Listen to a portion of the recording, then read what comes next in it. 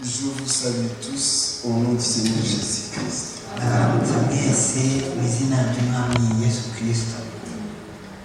Nous sommes très reconnaissants. Dieu nous a accordé encore une occasion.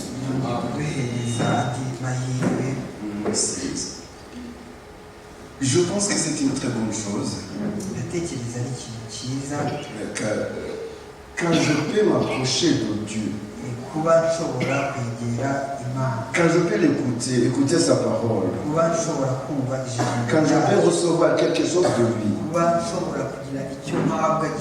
quand il peut faire quelque chose pour moi, une très bonne chose. On vient de poser une question. Et si Jésus-Christ n'était pas venu, où serais-je? Qu'aurais-je fait? Je serais dans le péché. Peut-être, je ne sais pas là où je serais aujourd'hui. Si Jésus n'était pas venu, mais il est venu. Je suis très reconnaissant. Il y a une chose qui établit la différence entre deux choses. Il y avait des hommes religieux depuis le début. Les hommes aiment la religion, mais ils n'aiment pas Dieu. Ils aiment la religion, ils aiment les choses de Dieu, mais pas Dieu. C'est une chose étrange, mais c'est une réalité. Les hommes aiment la religion, mais ils n'aiment pas Dieu. Ils aiment les choses de Dieu, mais ils n'aiment pas Dieu. Ils peuvent aimer même la parole, ou faire semblant aimer la parole. Mais aimer Dieu, c'est une autre histoire. Il y a un petit verset. Si nous prenons, nous prenons l'épître aux Romains. Nous prenons le chapitre 1, le premier chapitre. Un mot étrange qui nous fait réfléchir. Chapitre 1, nous prenons le verset 18.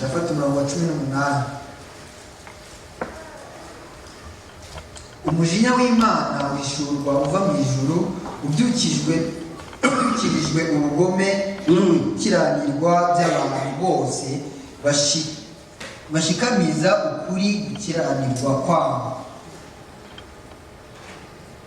Car la colère de Dieu est révélée du ciel contre toute impiété et toute iniquité. Umujinya w'Imana wishurirwa uva mu ijuru ubyukirijwe ubugome no gukiranirwa by'abantu byose. Des hommes qui possèdent la vérité, abantu bafite ukuri, tout en vivant dans l'iniquité. Ariko bakabaho mu gukiranirwa kwabo. Ils voient la vérité. Babona ukuri. On pose la question, si Jésus n'était pas venu, il est venu exactement Galilée. Si nous voyons ce qui s'est passé là-bas, on ne voulait pas de lui. Il a été à Jérusalem. Il a monté au mont des Oliviers comme David. En pleurant. Pourquoi est-ce qu'il pleure? Il disait Jérusalem, Jérusalem, qui dit les prophètes, qui ne parle pas de Dieu. Jérusalem, combien d'étages voulez-vous ressembler? Vous n'avez pas voulu. Vous avez refusé ma parole. Vous avez rejeté ma parole. Vous avez rejeté la lumière. Donc c'est étrange. Si Jésus n'était pas venu, mais là où il était, si nous prenons encore Jean chapitre 1, nous prenons le verset 6, 5-6 si nous prenons le verset 1, pardon, chapitre 1, nous prenons le verset 5, 6. uwo mucyo uvira mu mwijima ariko umwijima ntiwawumenya hariho umuntu watumwe n'Imana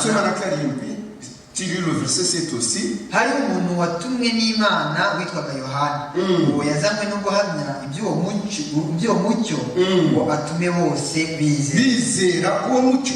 Verset 8. Icyakora uwo mucyo uwo siwe uwo mucyo ahubwo niwe wahamije ibyawo. Amen. Verset 9. Uwo mucyo niwe mucyo nyakuri kandi ubwo wazaga mu isi. Uwo mucyo niwe mucyo nyakuri kandi ubwo nibwo yatangiraga kuza mu isi ngo amurikire umuntu wese. Verset 10. Yari mu isi ndetse niwe wayiremye nyamara ab'isi ntabwo bamumenye. Le monde ne l'ont point connu. Amen. On pose la question toujours. Et si Jésus n'était pas venu? Mais il est venu. Qui l'a reconnu? Qui l'a accepté? Qui a accepté sa parole?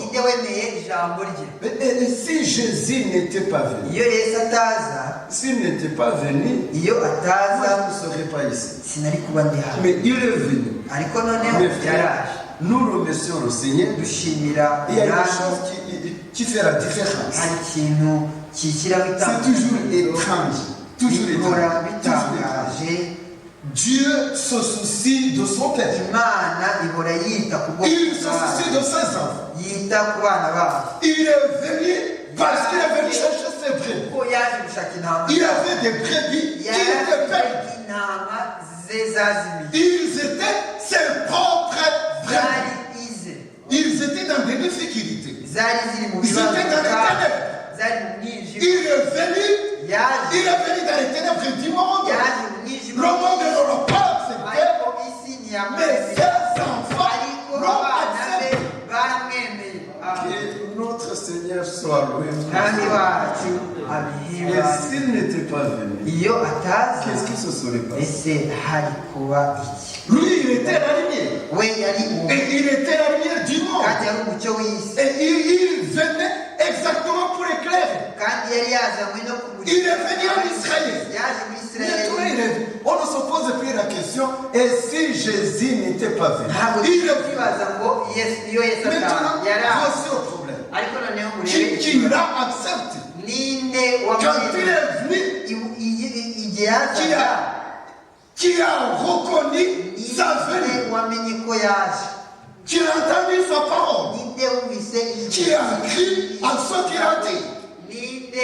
Ses propres brebis qui étaient perdus dans le monde. Et s'il venait aujourd'hui à Kigali, mon frère, la position que tu as vis-à-vis de la parole, c'est exactement ce que tu vas faire avec Jésus. Il prêchait la même parole. Mais il ne voulait pas la lumière. Il ne voulait pas la parole de Dieu. Il préférait les ténèbres. Il préférait le mensonge à la vérité. Donc il y avait des gens religieux qui aimaient la religion. Des gens qui possédaient la vérité et qui pratiquaient l'iniquité. Il en a aussi. Qu'est-ce qui fait? Ma question est, non pas si Jésus n'était pas venu. Mais ma question, qu'est-ce qui fait la différence? Un jour, il y avait une famille. Nous prenons la famille d'Abraham. Il y avait un homme. Il y avait aussi une femme. Il y avait les serviteurs. Il y avait l'environnement. Qu'est-ce qui faisait la différence? Voici ce qui faisait la différence. Dieu lui-même, il était descendu, il avait parlé, il s'était révélé, il avait appelé. Je vais vous montrer quelque chose. Nous allons prendre une petite prédication. Je pense que nous n'allons pas y passer trop longtemps.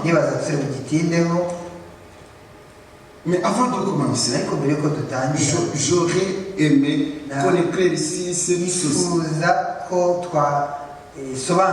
Depuis le commencement, qu'est-ce qui a fait la différence entre les hommes?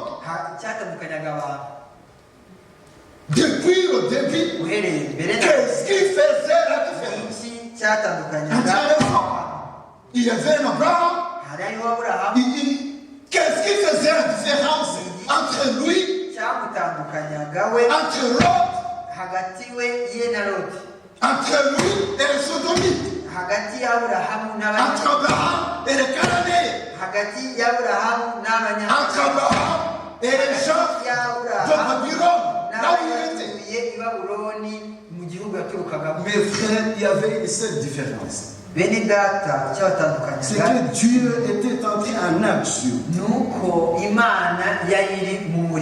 Quand il entre en action, ses propres enfants, ses propres brebis, les gens qui sont prédestinés à votre, il est venu, il était lui-même la lumière, ils ont préféré la ténèbres. Mais les enfants de lumière. Qu'est-ce qui s'est passé avec Nathanaël? C'était un homme religieux, très réticent.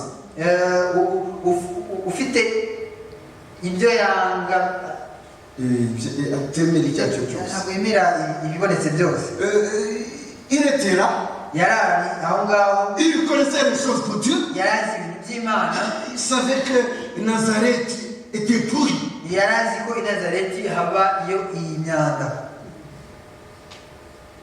Alors, qu'est-ce qui s'est passé? Quand Philippe a rencontré Jésus, il lui a dit une seule chose. Il lui a dit, suis-moi. Et c'était fini. Dieu appelle et saura établir la différence. Mais quand il a fait les Philippe, suis-moi. Nous ne voyons pas de miracle qu'il a apporté. Mais il a parlé à son âme. Il s'est référé à lui. Il a appelé Philippe. Philippe n'était pas Nathanaël. Philippe, immédiatement, il a vu, il a cru, il a suivi, il a obéi jusqu'à sa mort. Qu'est-ce qui établissait la différence? Qu'est-ce qui fait la différence? Est-ce qu'il n'y a-t-il pas des gens qui ont vu les miracles? Qui ont entendu des grandes prédications venant directement de la bouche de Jésus-Christ? Il y en avait mes frères, mais ceux qui faisaient la différence, c'est Dieu qui entre en action, qui s'adresse à un homme, à une femme. Alors si nous prenons Abraham, depuis son appel, il s'agrippe à chaque parole de Dieu. Il a croyé, même incompréhensible, même contre toute logique, même contre la science. Frère, quand c'était Dieu, il s'agrippait à sa parole. Il savait ce qui faisait la différence. Quand il a été appelé, il savait que toute parole qui sort de la bouche de Dieu, l'homme ne vit seulement. Il vit de chaque parole. Chaque parole, c'est chaque parole. Dieu tient absolument à sa parole. Et ça faisait la différence. C'était le positionnement vis-à-vis de la vérité. Il n'y a pas longtemps, nous avons suivi le sujet, la voie de vérité. C'est une bonne chose. Quand nous pouvons voir le chemin. Mais le chemin était assommé Philippe. C'est lui qui a posé la question. Quand Jésus-Christ a dit, je m'en vais. Je vais vous préparer. Quand je reviendrai, je vous prendrai à la maison. Et là où je suis, là aussi vous serez. Philippe, il n'a pas posé une question bête. Est-ce que réellement tu viendras nous prendre? La parole sort de la bouche de Dieu. Quand c'est la vérité, les enfants de la vérité reconnaissent la vérité. Il y a une grande différence entre la vérité et ce qui ressemble à la vérité. Les paroles de Dieu et la parole de Dieu. Oui. Et il y a ce qui est écrit dans la Bible. Les méthodistes, non. Les pentecôtistes, non. Les témoins de Jéhovah, non. Les catholiques, non. Les hommes possèdent la vérité, mais pratiquent l'iniquité. La colère de Dieu est suspendue contre tout homme connaissant la vérité qui pratique l'iniquité. Que Dieu nous aide. Il y avait une très grande différence. Même dans la famille d'Abraham, il y avait une femme. Ils n'étaient pas tous au même pas. Abraham était un vrai croyant. Sarah aussi était une vraie croyante. Nous avons le témoignage. Mais qu'est-ce qui s'est passé? Il voyait la même promesse. La parole qui avait été prononcée. Qui est venu directement de la bouche de Dieu, s'adressant à Abraham. Dans Sarah, tu auras une semence qui va hériter dans ta maison. Ce n'est pas Ishmaël. Tu auras une enfant. Mais qu'est-ce qui s'est passé avec Sarah? Quand elle a douté, elle a dit, je suis déjà vieille. Mais mon mari ne peut pas avoir un enfant avec moi. Abraham, tu prends Agar, tu enfantes un enfant pour nous. Ça c'est le doute venant d'un enfant de Dieu. Un enfant de Dieu peut passer par des tribulations, il peut douter, il peut même tomber. David, quand il a commis un adultère, il était tombé. Et l'esprit n'était plus avec lui. Et la révélation n'était plus là. Quand le prophète est venu, la Bible nous dit ceci. Le prophète est venu. Dans la révélation normalement. Il reconnaissait Dieu. Il connaissait sa parole. Il aimait sa parole. Mais il était tombé. Quand on tombe dans les ténèbres. Et dans les faiblesses aussi. Qu'est-ce qui s'est passé? Il lui a dit, mon frère, il y a un homme dans ton royaume. Il était très riche. Dieu lui a donné toutes choses. Mais il avait un voisin. Frère, c'est parce que David n'avait plus de révélation. Il était dans les ténèbres. Il était tombé. Mais qu'est-ce qui fait la différence? Ce qui fait la différence, c'est quand c'est Dieu. Dieu lui-même. Dieu lui-même avait choisi. Il avait dit, j'ai vu un homme selon mon cœur.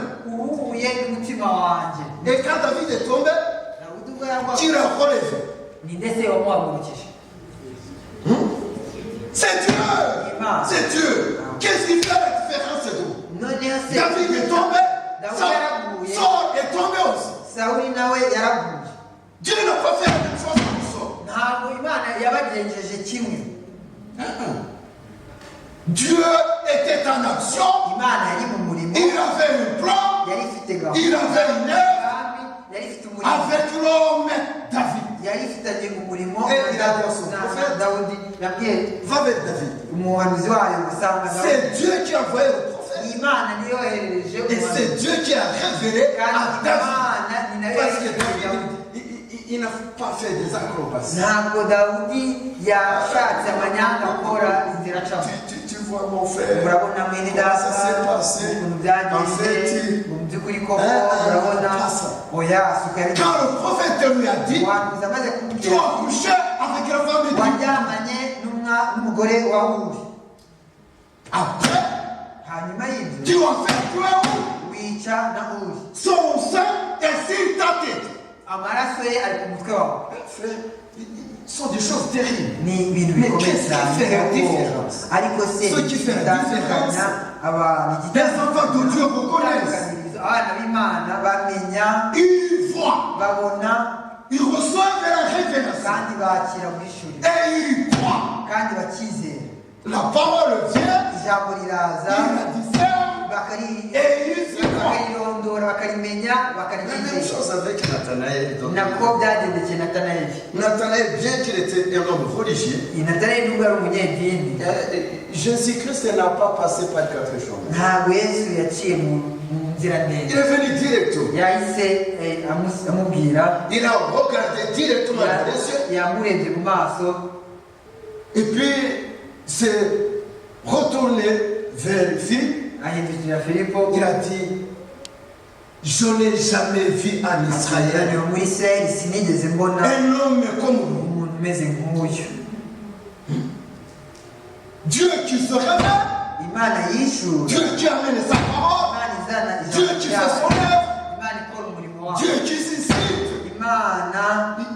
Il suscite. Oui. Donc, quand il est question de son œuvre, il appelle aussi des hommes. Ses enfants sont sans même. C'est ce qui fait la différence. Sarah était une femme très faible. Bien qu'elle a fait ça, quand Dieu est revenu après les dégâts de Sarah, Ishmaël était déjà là.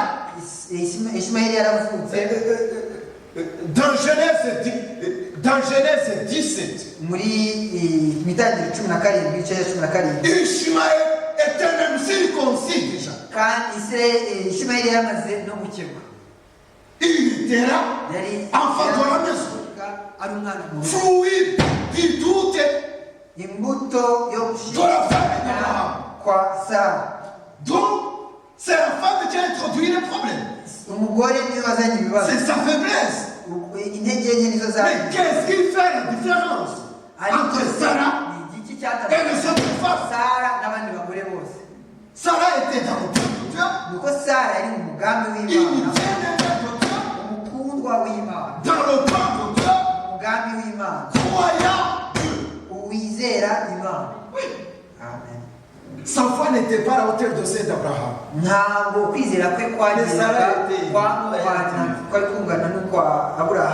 Qu'est-ce que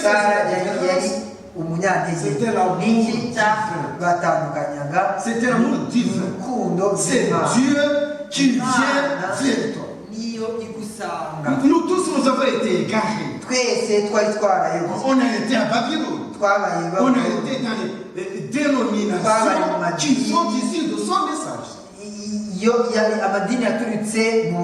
Avec des hommes hypocrites, super hypocrites. Au milieu du péché, au milieu de l'offense, au milieu de fausses doctrines, on a été là. Mais ce n'est pas tout le monde qui a été là. Qui en est revenu.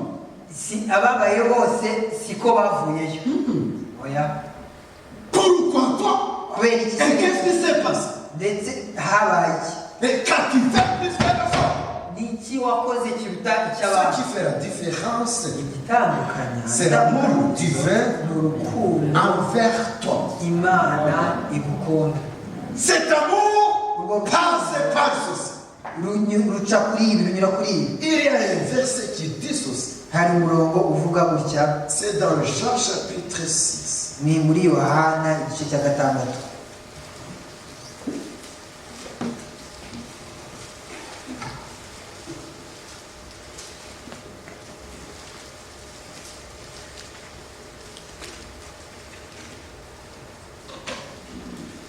Nous prenons Jean chapitre 6. Nous allons au verset 37. Qu'est-ce qui fait la différence? Jean chapitre 6.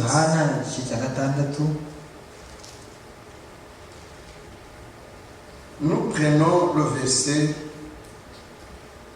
37.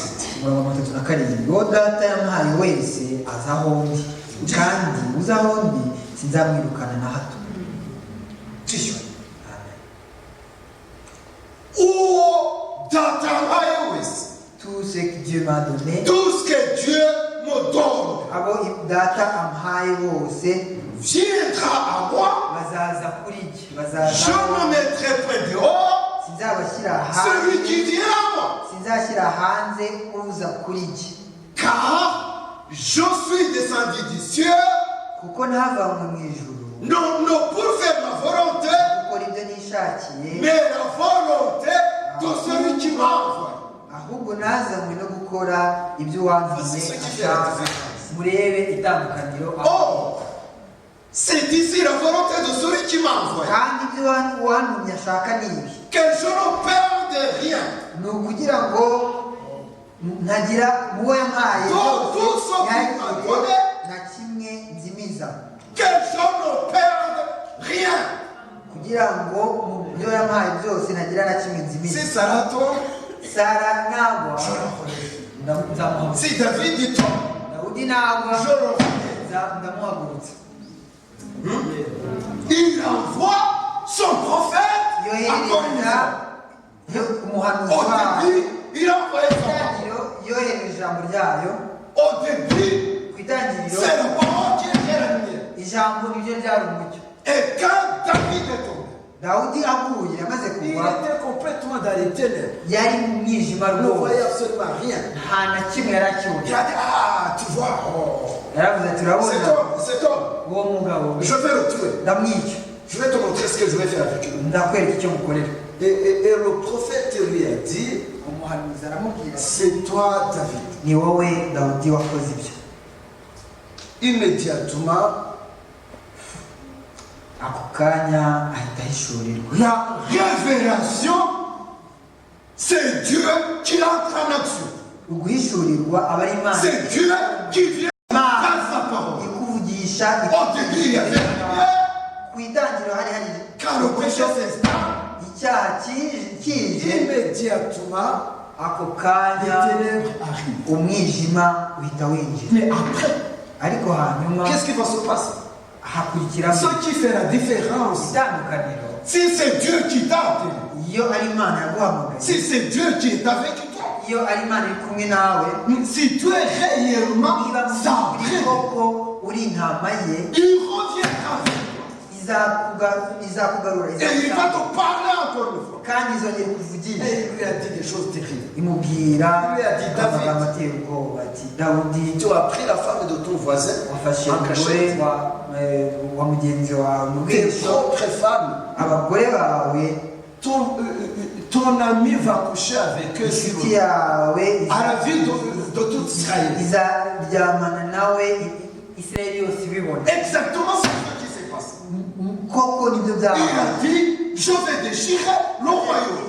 Ubwami bwawe nzabucamo Parce que tu as donné l'occasion à l'ennemi. wahaye umwanzi Qu'est-ce qui fait la urwaho. différence? Niki De gishyiraho la même itandukaniro. façon, chez Isaac, Ndetse no kwa Isaka naho il y avait Isaac, hari hariho Isaka, il y avait Rebecca, hariho Rebeka, et il y avait Jacob, hariho Yakobo et il y avait na Esau. Esawu. 4 personnes, Abantu bane, une maison, umuryango une umwe, église, itorero une rimwe, foi. kwizera Il kumwe, croyait en Dieu. bizeraga Imana, Il croyait en Dieu. bizeraga Mais Imana. parmi les cas, Ariko muri abo bane il y avait un démon. hari harimo Et dayimoni. son démon aussi Ariko iyo dayimoni nayo avait la vérité. Il possédait la vérité. yari ifite ukuri. C'était ça. Yari Esawu, Frère, il possédait la yari afite vérité ukuri tout en pratiquant l'iniquité. ariko agendera mu gukiranirwa. Mais qu'est-ce qui faisait la différence Ariko entre Esau itandukaniro et Rebecca? ya Esawu na Rebeka, Les frères, Rebecca était aussi, elle était maligne. Rebeka nawe yari Elle jonglait. Elle savait comment faire les choses. yari azi uburyo akora amayeri Comme son fils Jacob. kimwe n'umuhungu we. Mais Dieu, Ariko Imana quand il vient, iyo il ije établit la différence. ishyiraho itandukaniro. Il vient vers Rebecca. Isanga Rebeka, Dieu lui parle immédiatement. Imana ihita imubwira Il dit en toi, kuvuga muri wowe il y a harimo amashyanga abiri, deux races, deux nations différentes. amashyanga ubwoko bubiri Ennemis. bw'ubwanzi. Mes frères, donc il parle avec son enfant. Ni ukuvuga Imana ifite umwana wayo, umukobwa wayo. Et quand sa fille est tombée, Noneho n'igihe umukobwa wayo qu'est-ce qui faisait la différence? igihe aguye ni Dieu revenait vers elle. Imana yaramugarukiraga. Qu'est-ce que Jacob a fait chez Laban? Mbese Yakobo yakoze iki kwa Labani? Qu'est-ce qui a établi la différence Ariko entre se Laban et ya Jacob? Yakobo na Labani itandukaniro ryari riri. C'était Dieu. Yari Imana. C'est Dieu qui m'a choisi. Imana yantoranyije. C'est Dieu qui m'a révélé sa Imana parole. yabishije ijambo C'est Dieu ryayo. qui m'a appelé. Imana yampamagaye. C'est Dieu qui est avec moi. Imana iri kumwe nawe. C'est lui qui me garde. Niyo indinda. C'est lui qui me guide. Niyo inyobora. C'est lui qui m'instruit. Niyo inyigisha. C'est lui qui me donne la foi. Niyo impa C'est kwizera. lui qui me donne la force. Niyo impereza C'est imbaraga. lui qui me bénit. Niyo impa umugisha. Qu'est-ce qui fait la différence? Bene data itandukaniro riba Si riri. Dieu n'est pas là, Imana yidahari nous faisons absolument rien. tuba dukora ubusa rwose. Nous nous fatiguons pour dire Tuba twiruhiriza ubusa. que Dieu nous aide. Imana idufashe. Maintenant, Noneho vous vous levez. murahaguruka Nous allons prendre quelques minutes. tugafata iminota mike Nous allons essayer de lire les Écritures. turasoma ibyanditswe. Je vais parler sur un sujet un peu bizarre. Ngiye kuvuga ku mutwe udasanzwe, ijambo ridasanzwe, Puis, hanyuma on verra ce que le Seigneur fera. turabona turi burebe icyo Imana iri gukora. Nous prenons le livre de Lévitique. Turasoma mu gitabo cy'Abalewi Nous prenons le chapitre 11. Lévitique, chapitre 11.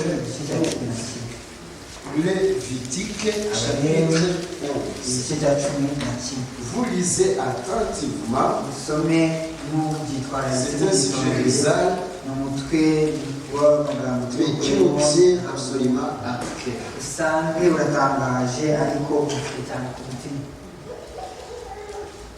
Nous prenons le chapitre 11. Nous lisons plusieurs versets. J'aurais aimé qu'on lise pour le chapitre.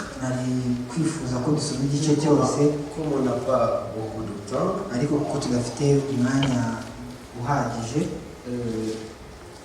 je pense qu'on va se limiter au verset 1 à 12. François va lire Lévitique,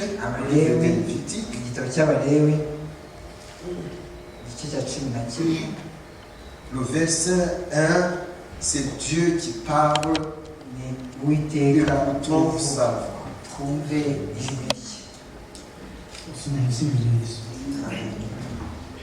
Uwiteka abwira Mose na Aroni ati ubwira Abisirayeli muti ibi aba ari byo bifite ubugingo mujya murya mu nyamaswa n'amatungo byo mu isi byose.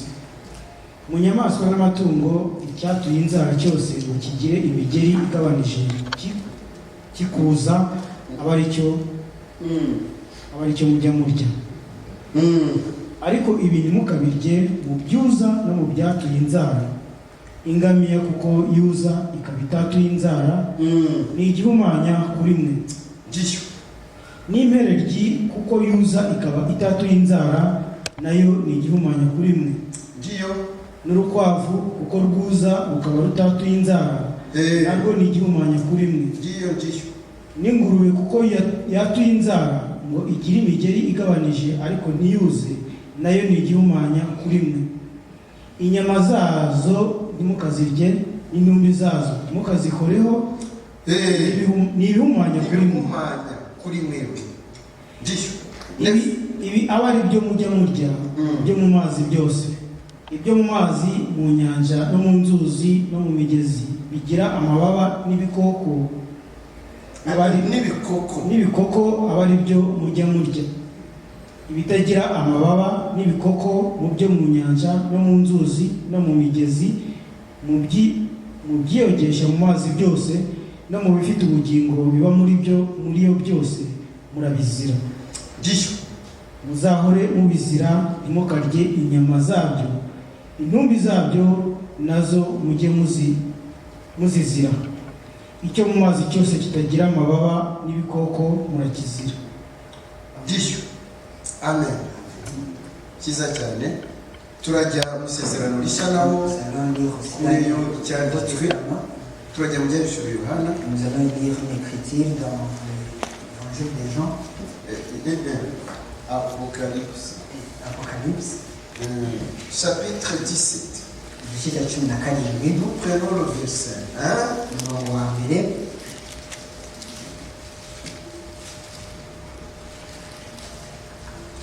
Nous lisons verset 1 jusqu'à 5. Haza umwe wo muri b'abamarayika barindwi bari bafite za nzabya ndwi arambwira ati ngwino nkwereke iteka marayika ukomeye azacirwaho yicara ku mazi menshi. Niwe abami bo mu isi basambanaga nawe, abari mu isi bagasinga inzoga arizo busambanyi bwe. Anjyana mu butayu ndi mu mwuka, mbona umugore yicaye ku nyamaswa itukura yuzuye amazina yo gutuka Imana, ifite imitwe 7 n'amahembe 10. Uwo mugore yari yambaye umwenda w'umuhengeri n'uw'umuhemba, yari arimbishijwe n'izahabu n'amabuye y'igiciro cyinshi n'imaragarita mu ntoki ze. Yari afite igikombe cy'izahabu cyuzuye ibizira n'imyanda y'ubusambanyi bwe. Mu ruhanga rwe afite izina ry'amayoberane ryanditswe ngo Babuloni ikomeye, nyina w'abamaraya kandi nyina w'ibizira byo mu isi. Amen. Nous prenons Un autre verset dans l'Ancien Testament.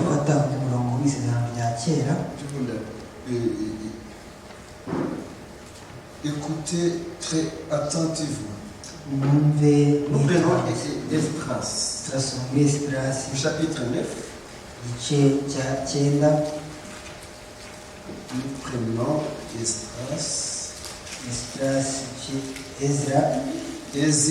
Ezra.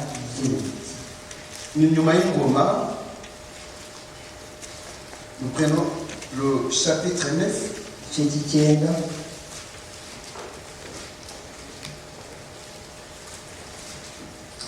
Nous commençons au verset 1 jusqu'au verset 4.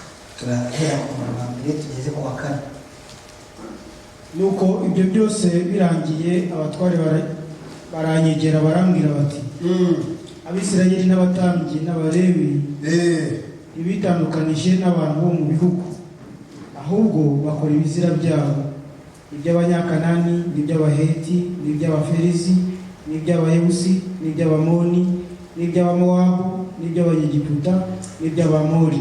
Ndisho kabiri kuko ubwabo birongorera abakobwa babo bakabashingira n'abahungu babo, bigatuma urubyaro rwera rwivanga n'abantu bo muri ibyo bihugu. Ndetse abatware n'abanyamategeko nibo barushijeho gucumura bagiye imbere muri ibyo. Gatatu, maze numvise ibyo nshishimura umwambaro n'umwitero wanjye, nipfura umusatsi ku mutwe ndetse nipfura n'ubwanwa, nicara numiwe.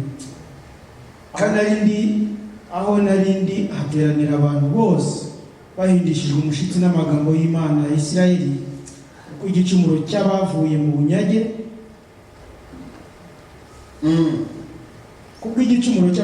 bunyage ngumya kwicara numiwe ngeze igihe cyo gutura kwa nimugoroba. Turasenga. Mwami Mana yacu, natwe turi imbere yawe kimwe na Ezira. Yesu icyo turusha aratubwira ngo mfura umushatsi ku mutwe wanjye, mfura n'ubwanwa, ndicara ndumirwa mbabaye n'abantu bankoraniraho, kuko icyaha cy'Abisirayeli cyari kiremereye. Mwami, turi mu bihe biruhije, turi mu gihe uje gutora umugeni, turi mu gihe ugomba gutegura umugeni, turi mu gihe intore zigomba gushyirwa ku ruhande, Mwami, zikambikwa imyenda y'ubukwe. Mwami, ni twebwe gisekuru kigiye kubona aho umubiri n'umwuka n'ubugingo byose koko byezwa. Mwami, itorero ryose rikaba ari iryera. Yesu, igihe cya Pawulo byari biruhije, igihe cya Mose byari biruhije, ariko ku iherezo ry'ibihe, Seigneur mon Dieu, c'est une œuvre que toi tu dois faire. Ugomba kumufata umugore wawe, uwo mugeni akiri isugi, akunda ijambo ryawe, akunda ukuri. Mwami, ugomba kumwambika ukuri, ugomba kumwambika ubwiza, ugomba gushyiraho itandukaniro n'andi mahanga. Amahanga dukikije, ayo twavuye mu mwami y'i Babuloni, ya Egiputa, Seigneur, nayo turimo y'i Babuloni. Seigneur, oza uhagira, kiza abana bawe bashyire mu mwanya wawe. Turashaka Mwami ubudasa hagati yacu nabo, ayo mahanga tuyabonere kure, ibizira byabo tubigendere kure, tubihinyure, biduseseme, tubyange. Mwami ubwira Mose buryo, uramubwira ngo ayo mahanga nyakubitiye ibyo bizira, ko basenga ibigirwamana, ko bakora ibiteye isoni, ibyo byaha byabo nicyo gituma inkota igomba kubarigata. Mwami urangije uramubwira uti none namwe rero nimugera muri icyo gihugu mukajya mu ngeso mbi zabo, mukajyana abana banyu kubacisha mu muriro, mugasubira mu bapfumu. Seigneur notre Dieu, Mose uramubwira uti uku niko umwami Imana avuga, nzamanuka umujinya wanjye nzabakubitana. Seigneur twe turashaka gukira, uturere nk'aba, udutoze indero, uduhane, uducyahe. Mwami nibikenerwa udukubite. Dawidi wabwiye umuhanuzi uti n'umwana abyarwa na Betusheba agomba gupfa, nibikenerwa ukubite. Ariko turashaka gukira, turashaka gutegurwa, turashaka kudasa n'amadini. Ntiduse n'amadini ya mesaje, ntiduse n'amadini yo mu isi, ntiduse n'isi. Tugire icyo ubwirizwa kutugira, dukore. Ngwino rero tuguhaye ikaze, ufate ijambo ryawe uriduhe, uridutamike, uriduhishurire, uryambike imbaraga, kuko tubisabye mu izina rya Yesu Kristo. Amen.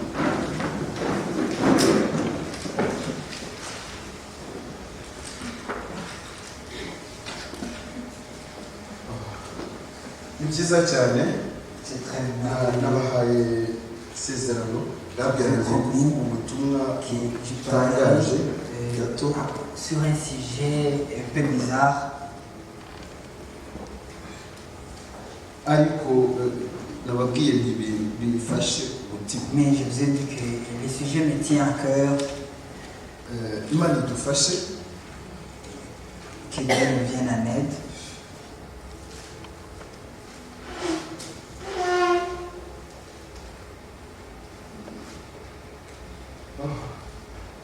birakomeye cyane, c'est très difficile.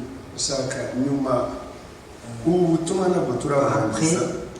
Nous n'avons pas encore terminé la parole et la semence originelle. ijambo ryavuzwe iryo mbuto y'umwimerere, imbuto y'inkomoko. Ntabwo turabarangiza. On n'a pas encore fini, on n'a pas encore terminé le message. Ariko mais aho tugeze turiho turumva là où nous quels sont arrivons, tes messages. turumva ubwoko bw'ubutumwa. Ushaka rero turafatanya sujet un peu bizarre. Nous partageons un sujet un peu bizarre. Ok.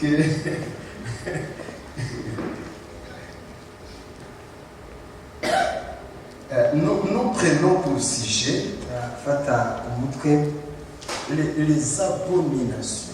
witwa ibizira.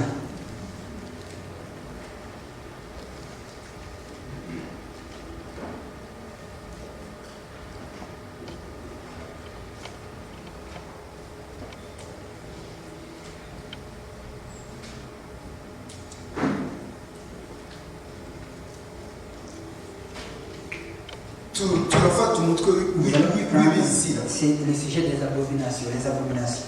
Ushaka kubabwira mes frères, Je vais vous dire, mes frères, genda bakunda, que je vous aime. genda bakunda. Je vous aime. Ushaka kubabwira hari Je vais ikibazo vous dire qu'il y a un grand ikibazo problème. gikomeye cyane. Il y a un grand problème. Ni ukuvuga C'est-à-dire, iyo umuntu adashobora gutandukanya ibintu, quand on ne peut pas voir la différence, Ok.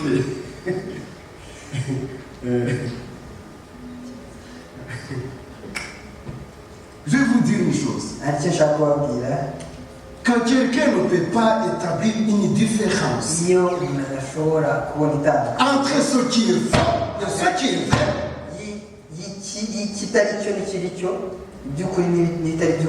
il est en danger entre la vérité et entre Dieu et le diable, Christ et l'Antéchrist. Frère, quand tu ne vois pas où est Christ, qu'est-ce qu'il fait? Qu'est-ce qu'il veut? Qu'est-ce qu'il aime? Que toi je fais, Seigneur. Moi je m'adresse à Dieu. Je demande à mon Seigneur. Je l'aime. Il m'a sauvé. Il m'a pardonné mes péchés. Il m'a révélé sa parole. Il m'a ôté des ténèbres babyloniennes. Il m'a donné la joie de mon famille. Il m'a donné des promesses de et maintenant, c'est moi et mon Dieu. Si je le vois et que je sais exactement quel est sa voie, quel est l'objectif? Pourquoi Jésus-Christ est-il venu? Pourquoi est-ce qu'il est venu? Au commencement était Dieu. Dieu était sa parole. Et la parole était avec lui. Maintenant, nous ne sommes pas des inutiles.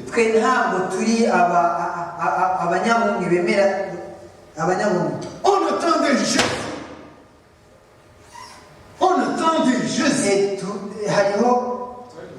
On attendait Jésus. On attendait. Et il est venu. On avait besoin d'un rédempteur. Il devait être un parent. Il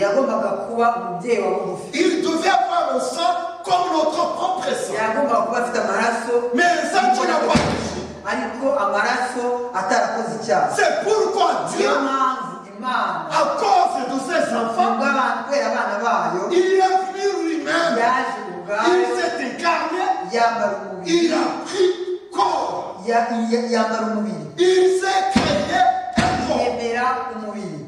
C'est ce corps-là qui vit d'appeler Jésus. Il s'appelle le fils de David. Il est appelé le fils de Dieu.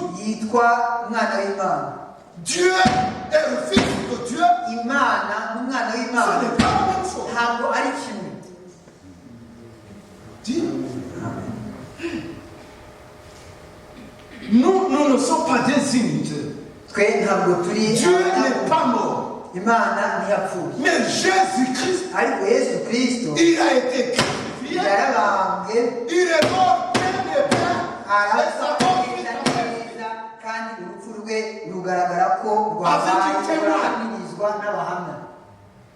après cela, il vit enterré. Et le troisième jour, il est ressuscité des morts. Dieu n'a pas besoin de ressusciter.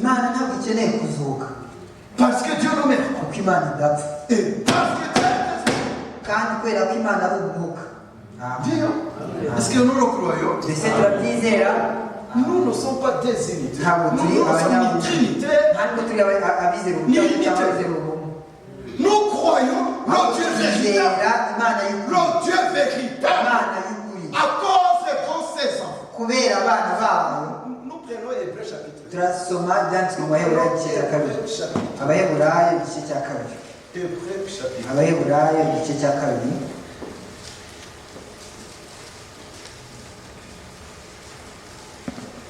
Maintenant, nous sommes sur l'un des problèmes. Les gens qui suivent un Dieu qui n'est pas véritable. C'est aussi une abomination. Est-ce que vous le croyez?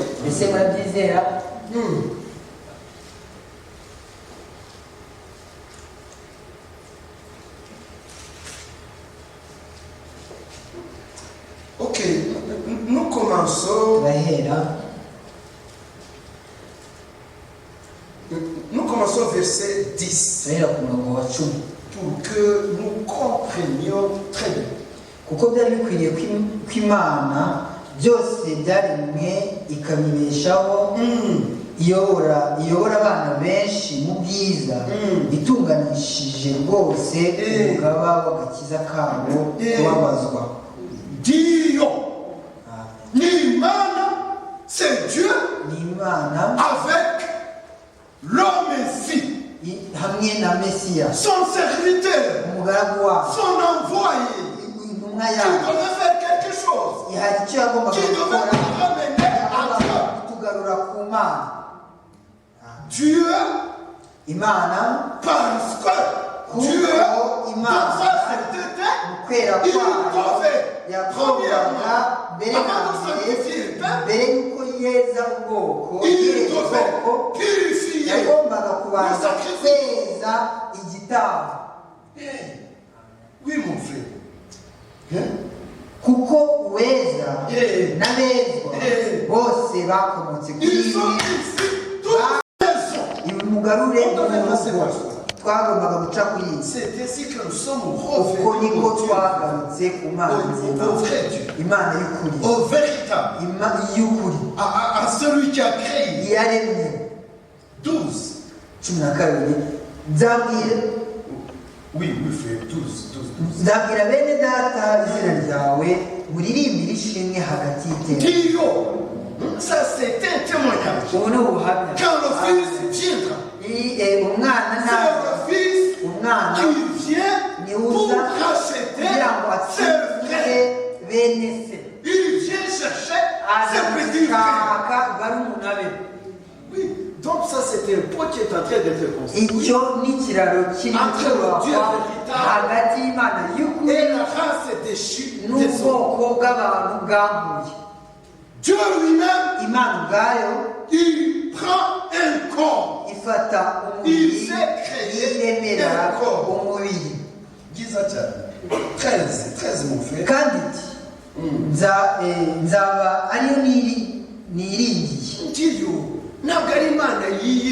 C'est pas Dieu qui espère en lui-même. Ce n'est pas ça. C'est le Fils de Dieu qui croit en Dieu. C'est le Fils de Dieu qui témoigne de Dieu, qui parle des œuvres de Dieu, qui proclame la parole de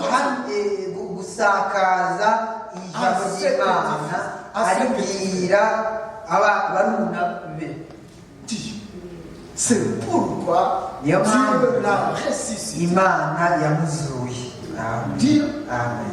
Dieu. On ne dit pas que Jésus-Christ s'est ressuscité.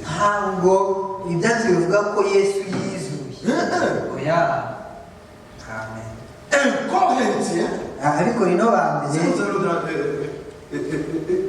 Romains chapitre 8. Si nous prenons le verset 11, on nous dit que Dieu l'a ressuscité.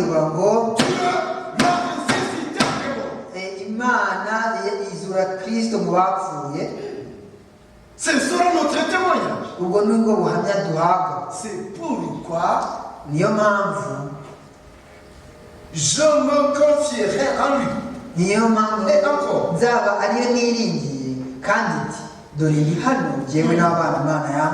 Dieu, sont les fils que Dieu a donné à son fils. Le fils de Dieu, mais c'est Dieu qui me pardonne. Dieu n'est pas mort. C'est Jésus-Christ qui est mort. Dieu l'a ressuscité. Et il a envoyé son esprit dans ses propres fils. Amen. Ainsi, nous sommes dans le véritable. Dans son fils.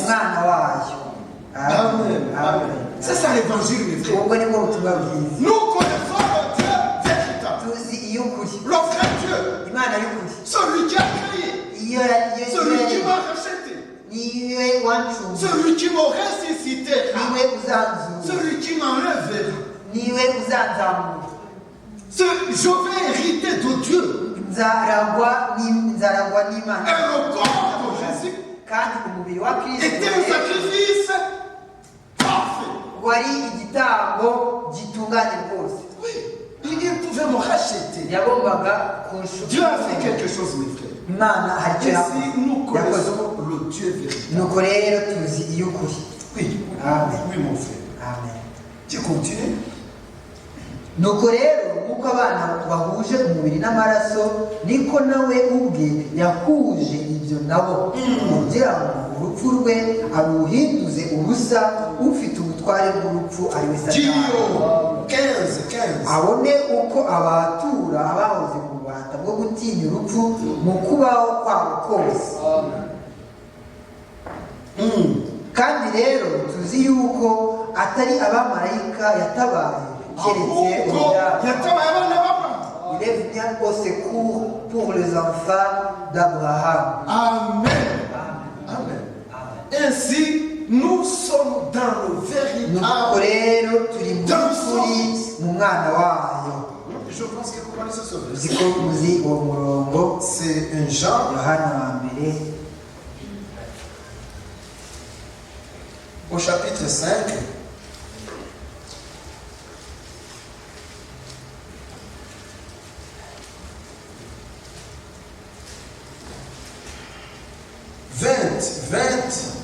kandi tuzi yuko kandi tuzi yuko umwana w'Imana yaje akaduha ubwenge ngo tumenye iy'ukuri kandi turi mu y'ukuri kuko turi moi et mes frères nous sommes dans le véritable Dieu mu Mana y'ukuri. Amen. Ça c'est la première des abominations. Mes frères, quand on adore des idoles créés, des statues faites de béton, c'est une abomination. Si c'est ton frère, si c'est ton père, si c'est ta femme qui est dans cette démarche, qui adore c'est Dieu c'est Dieu qui ne parle pas. C'est Dieu qui ne vive pas. Ils prennent une pierre, ils prennent un arbre, sculptent on lui donne des yeux, ils ne voient pas. On lui donne des jambes, ils ne marchent pas. Ce sont des idoles. C'est ce qui se trouve chez les adventistes, chez les catholiques. Donc, ils créent un Dieu qui ne vit pas. Nous nous adorons le Dieu qui a créé la terre et le ciel, qui m'a créé, qui m'a appelé, qui m'a racheté, qui m'a pardonné mes péchés, qui est avec moi, qui marche avec moi, qui se révèle à moi. Mes frères, nous sommes dans le véritable, dans son Fils. Ça c'est très bien. Tu relis le verset 20. Il est venu. Il nous a donné le moyen. Ça a été un pont. Le pont a été construit. Et maintenant, nous savons. Moi, avec Paul, avec Pierre, avec Moïse, nous savons que Dieu est. Nous sommes dans le véritable Dieu.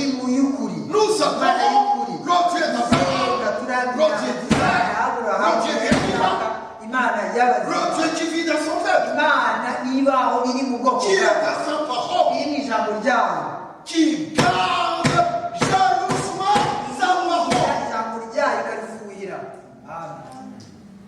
Il est venu. C'est Jésus-Christ. Nous savons que son Fils est venu. C'est extraordinaire. Amen. Afin que, kugira ngo tumenye iy'ukuri, afin que nous connaissions kugira ngo tumenye iy'ukuri, pour échapper à la première des abominations. turokoke dukire ikizira cya mbere. Amen. Mwivanga n'abasenga ibigirwamana. Ne vous mêlez pas avec ceux qui adorent des idoles. Benedata. Esdras avait raison. Esdras yari afite yabikoze. Il savait que la colère de Dieu yari azi ko est au-dessus des gens qui, tout en connaissant la vérité, abazi ukuri, qui pratiquent l'iniquité, bakaba bakora ibyo méchants, abagome, qui vivaient dans le regret de Dieu, mu mujinya w'Imana, qui écoutent la parole de Dieu, ne la mettent jamais en pratique. ariko ntibashyire mu bikorwa. Donc nous connaissons. Il nous a donné l'opportunité yaduhaye uburyo de connaître le Dieu véritable. y'ukuri, Et nous sommes kandi dans le véritable mu y'ukuri, dans son Fils. mu mwana wayo. C'est bien. Hein? Amen. Hein? Ça c'est extraordinaire. Ibi birahebuje. Ça c'est la première des abominations. Iki ni ikizira cyane. Peut-être que nous allons les voir toutes. Wenda se ibizira byose turabibona, Que nous n'allons pas. wenda se ntabwo tubibona ibizira byose ntitubibone ko tubireba byose, ariko icyo si ikibazo. Ça c'est la première des Iki abominations. nicyo kizira cyane. Ndashima Dieu Imana a fait quelque chose Imana yakoze ikintu, pour sauver. hari icyo yakoreye shoferi. Il m'a donné la connaissance kumenya du véritable Dieu. kumenya Imana y'ukuri. J'étais à Babylone, Nari i Babuloni, j'adorais les idoles, nasengaga ibishushanyo j'étais by'Imana, catholique. nari umugaturika, Maintenant, ariko noneho je connais le Dieu véritable. nzi Imana y'ukuri. Amen. Il m'a donné la connaissance du véritable. Imana y'ukuri, Et nous sommes kandi turi mu mwana dans wayo. le véritable. Et nous sommes dans le véritable. Turi mu y'ukuri, Quand dit Turimuyukuri, turi mu y'ukuri, savoir quand nous sommes en Jésus-Christ, kuko turi mu mwana wayo Yesu dans Kristo. le Fils. Turi mu mwana, Il y a le Père et il y a le Fils. hariho n'umwana. Le Père nous envoie son Fils Data yatwohereje umwana wawe pour construire un pont. kugira ngo Pour nous ashyireho sauver. ikiraro, aducungure. Il est venu dans le nom de son Père. mu izina rya Il Se, est venu ceux qui étaient perdus. abazimiye, Mais c'est le Père qui donne au Fils yaziye ses propres abazimiye, Fils. ariko data niwe uha abana, umwana we akamuha abana babo. Nous le croyons. Et nous Turabyizeye sommes dans le kandi véritable, turi mu y'ukuri dans son Fils. kuko turi mu mwana Et wawe. puis, le vieux se tourne. Noneho uyu musaza arahindukirira akavuga ati, Petits enfants, bana bato, n'entendez pas les iri ni ibishushanyo bisenga. Amen. Amen. Amen. Donc, ça c'est la première des nicyo abominations. kizira cya mbere. La première des abominations, Ikizira cya mbere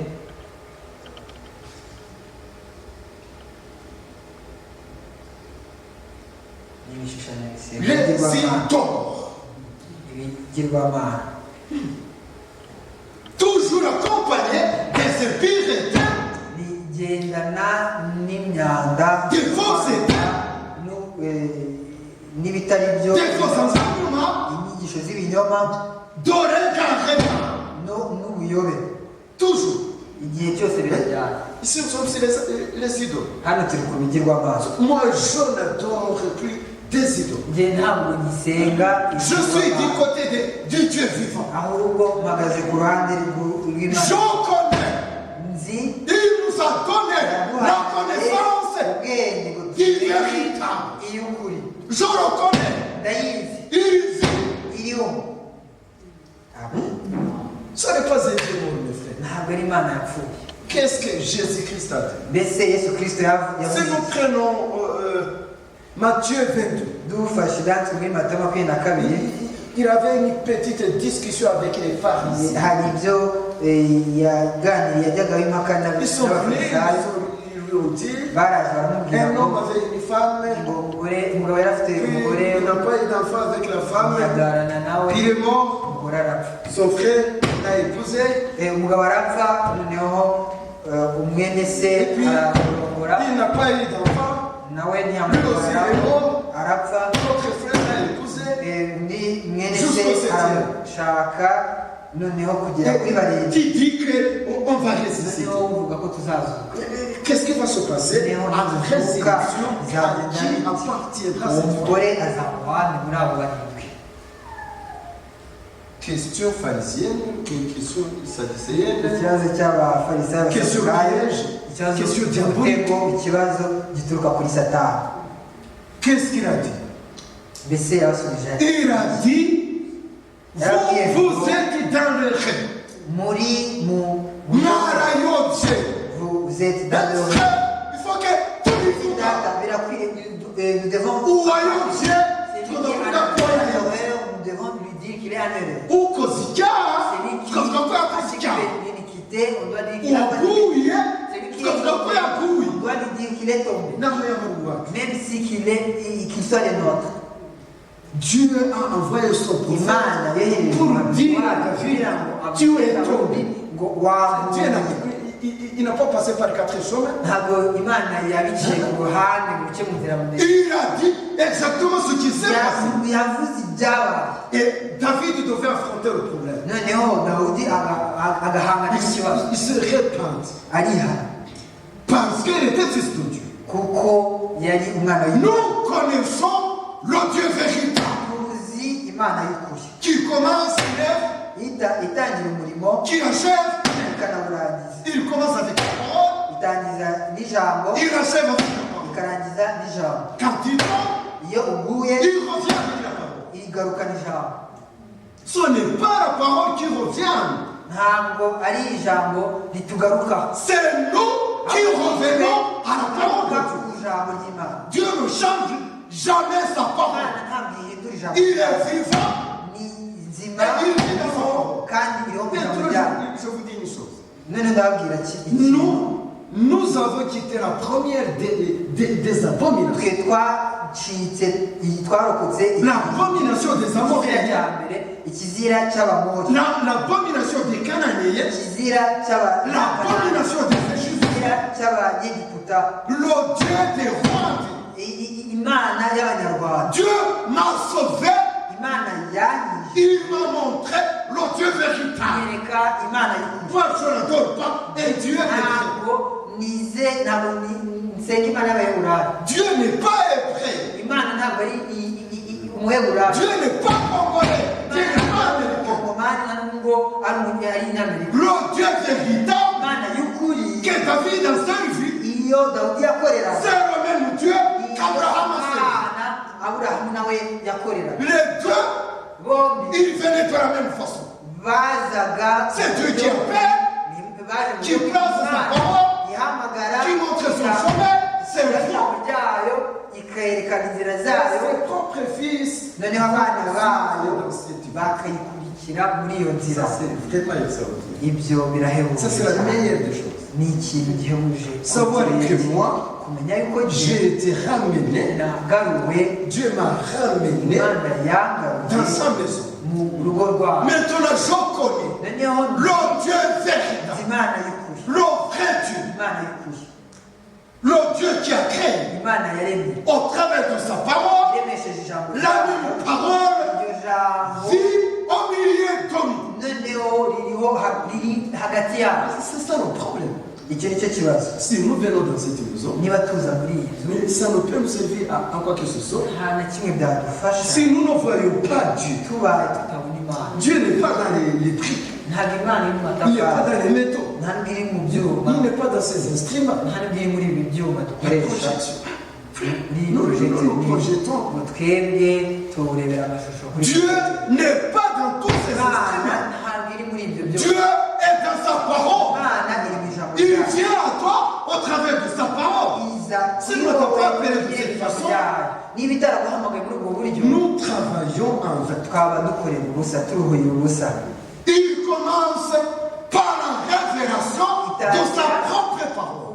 Il t'introduit dans sa voix. Il est le Dieu vivant, il est le véritable, il vit dans sa parole. Hébreux chapitre 4.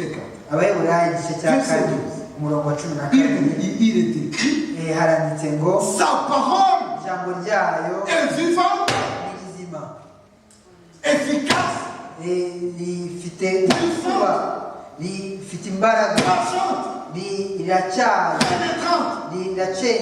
elle discerne les pensées du cœur. Ça, c'est la parole de Dieu. Il commence une il commence une il te fait connaître sa parole. Sa parole t'amène vers Jésus-Christ, qui t'introduit, qui te fait connaître le Dieu véritable. La vie vient sur la parole. C'est ce qu'on entendait hier. Il y a la semence. La semence. Et puis il y a l'eau. Il y a la semence qui est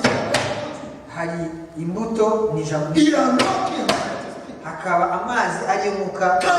l'eau tombe sur la parole,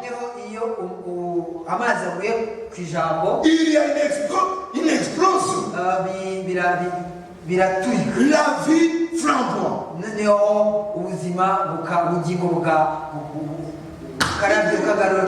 n'y a pas moyen de tout faire ça. Il n'y a pas moyen de se mettre au travers du chemin. Quand la lumière frappe la semence et quand l'eau tombe, la semence doit je suis très content parce qu'il m'a fait échapper à cette première des abominations. Maintenant, je sais que je connais le vrai. Est-ce vrai? Est-ce une réalité pour vous tous? Je sais maintenant que je connais le vrai Dieu. Il s'est révélé à moi. C'est ce qui fait la différence. Au début, c'est ce qui faisait la différence. Dites en David. Dites en Jérémie. Qu'est-ce que Dieu disait? Il disait, moi, j'ai envoyé ma parole. Maintenant, Jérémie. Sois sur tes gardes. Attention. Je t'ai donné ma parole. C'est pas. Nous n'aimons pas la séparation. Ça fait mal. Ça fait mal. Mais maintenant, Ezra était confronté à la première des abominations. Ils venaient de Babylone et ils sont venus avec des fruits babyloniens. Avec des enfants qui ne parlent plus l'hébreu. Donc la semence s'était mélangée. Dieu est un Dieu jaloux. C'est la première des lois. Il dit, moi l'Éternel, je suis un Dieu jaloux. Est-ce vrai? Est-ce que vous connaissez les 10 commandements? La première des 10 commandements parle de la première des abominations.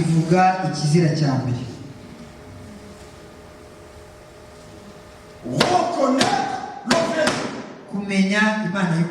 Différencier la lumière des ténèbres. Le mensonge de la vérité. Le vrai Dieu. icy'ukuri icy'ukuri ukagitandukanya n'ikitari cy'ukuri birakwiye kandi iyo tugeze aho ngaho aba ari ikintu cyiza cyane. C'est la première des abominations. Nicyo kizira cya mbere. C'est ce qui fait tomber beaucoup de gens. Kigusha abantu benshi. C'est cette abomination iki kizira qui fait tomber les catholiques. Nicyo cyagushije abagatolika. Les Baha'is, les témoins de Jéhovah, les méthodistes, les adventistes. Ils créent des dieux qui ne sont pas. biremera imana zitari noneho no mu butumwa qui ont créé des dieux qui ne vivent pas. Imana zitariho. Quand quelqu'un dit que moi je ne crois pas à la révélation, iyo umuntu avuze ngo ntabwo nemera uguhishurirwa, eh bien mon frère c'est un amour réel.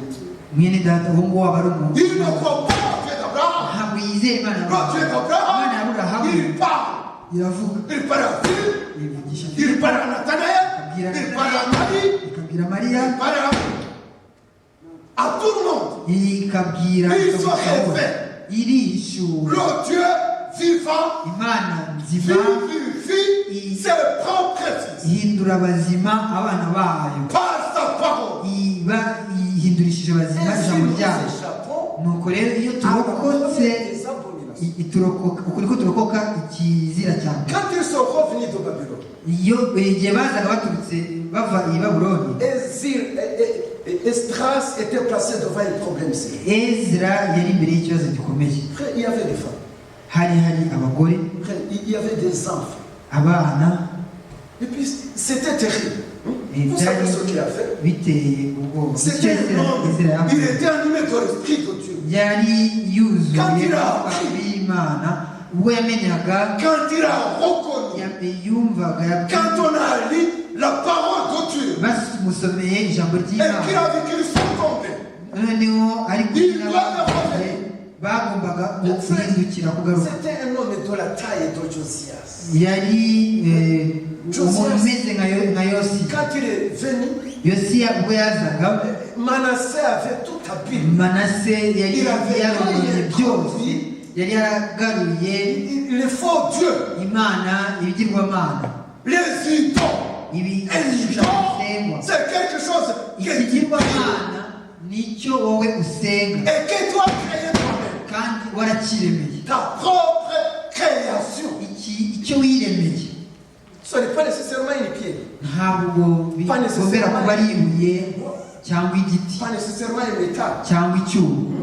Oya, ntibigombera kuba ari ibyo. Ushobora kuba umugore wawe, Ta propre femme. umugore wawe bwite ashobora kukubera ikigirwamana. Ton idole peut-être Ikigirwamana cyawe Ronaldo. gishobora kuba icyamamare. Ce sont des idoles. Ni Il ibigirwamana. y a des chanteurs qui sont des idoles. Hari abahanzi abaririmbyi bahindutse ibigirwamana. Oui. Ça peut être ta famille. bishobora kuba umuryango wawe, Ça peut être ton pays. bishobora kuba igihugu cyawe. Mais ma famille, c'est une bonne chose. Umuryango wanjye ubusanzwe ni Mon ikintu pays, cyiza, c'est une bonne chose. igihugu ni ikintu cyiza. La musique, elle est très... C'est une bonne chose. indirimbo, ubuhanzi ni ikintu cyiza. Mais moi, ariko suis reconnaissant à Dieu. shimira Imana, Dieu m'a fait quitter Babylone. Il m'a pour... yankuye i Babuloni rimwe rizima. Il m'a fait connaître le véritable. yamenyesheje iy'ukuri, Le vrai Dieu Imana y'ukuri qui peut ressusciter, ishobora kuzura. Amen. qui peut donner la vie éternelle, ishobora gutanga ubugingo buhoraho, qui a un pays à donner. ifite igihugu itanga. Le pasteur n'a pas de pays à donner. Pasiteri ntabwo afite igihugu Le yawe, ministre ne peut rien umuvugabutumwa te donner. ntacyo yaguha. Mais Dieu, ariko si je suis Imana, ici, niba ndi hano à cause de la construction que nous avons faite, kubera inzu twubatse, c'est une bonne chose. La construction, c'est une bonne chose. inyubako ubusanzwe inzu ni ikintu cyiza, Je suis ici ariko ni hano parce que kubera ko le Dieu d'Abraham, Imana y'Aburahamu il m'a visité, il yagendereye, m'a donné la connaissance ima ubwenge du bwo véritable, kumenya iy'ukuri, du Dieu véritable, byo kumenya Imana y'ukuri, de Dieu qui vit. imana iriho. Et maintenant, noneho je crois à sa parole. nizera ijambo ryayo. Et la première parole, kandi ijambo rya mbere, c'était, ijambo rya mbere, je pense que ça vaut la peine que nous venions quelques écritures pour dusoma que ibyanditswe nous restions un tout petit peu sur les akanya gatoya ku bigirwamana. Parce que quand il dit petit enfant, iyo avuze ngo bana bato, gardez-vous des idoles. ibishushanyo bisenga. Il ne parlait pas des idoles. ntabwo avugaga ibigirwamana by'abagatuka. C'était dans une église. yavugaga Elle petit itorero ku bimuto, des gens qui croient la vérité. abantu bizera Il ukuri. commence par ceci. ahera kuri ibi Je suis dans la joie parce que j'apprends que mes enfants marchent dans la vérité. abana banjye bagendera mu kuri. Ce sont ces enfants qui marchent dans la vérité. abo bana bagendera mu kuri À qui il dit, nibo abwira le monde entier ngo isi yose gît dans le méchant. irambitswe mu mubi.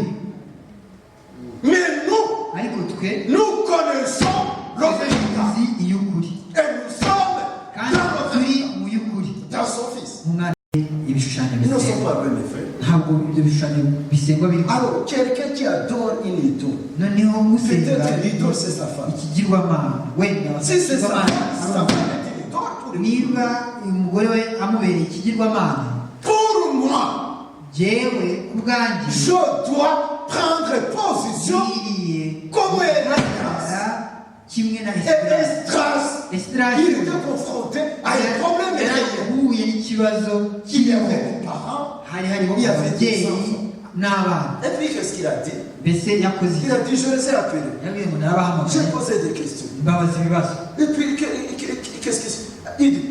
Qui vous a dit de vous marier avec ces ingrédients? Inde babwiye ngo murongore abo batizeye, Mélanger la semence. muvange urubyaro, ubwoko bwera, imbuto yera. Et puis, il a commencé par arracher ses propres cheveux. ahera ku kwipfura ubwe umusatsi. Mais après, vous savez ce qu'il a fait? ariko muzi ibyo yakoze mu nyuma, Il est entré dans ses femmes, il a pris les yagiye muri abo bagore cheveux. abapfura umusatsi.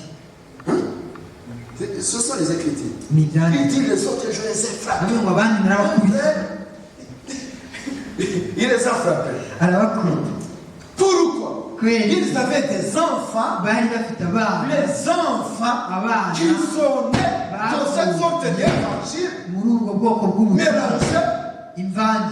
Ils parlent un langage bavuga ururimi ruvanze rudasobanutse. Ils parlaient à demi l'hébreu. bavugaga uruheburayo baruvanga n'indimi zabo. Le langage de Dieu, imvugo y'Imana c'est sa propre parole. ni ijambo ryayo ubwaryo, Ça ne se mélange. ntabwo ivangwa. Nous sommes venus à Dieu, twe twaje ku Mana, nous prenons position pour la parole, dufata nous aimons la vérité, dukunda ukuri, nous marchons dans la vérité, tugendera mu kuri, nous obéissons, twize nous vivons dedans dutuye muri ko mu kuri, et nous sommes jaloux. kandi turagufuhira. Je voulais peut-être qu'on lise le premier commandement. nifuza ko twasoma itegeko rya mbere.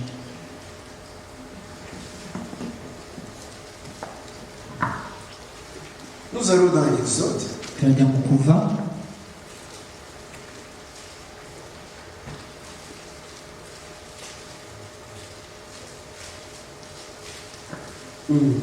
Chapitre 20. igice cya 20.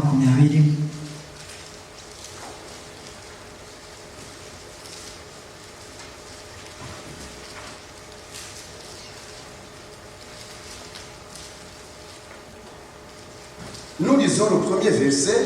turahera ku murongo Tu wa mbere, continues. turakomeza Et puis, tu arriveras au verset 5. tugere ku wa gatanu. Imana ivuga aya magambo, Verset 6. Au verset 6. turagarukira ku murongo wa gatandatu. Imana ivuga aya magambo yose iti, Uwiteka Imana yawe yagukuye mu gihugu cya Egiputa mu by'umwe. Amen. Amen. Je reconnais mon Dieu. menya Imana yanjye, C'est lui qui m'a fait sortir de Babylone. yamuye i Babuloni. frères, aujourd'hui nous avons une parole terrible.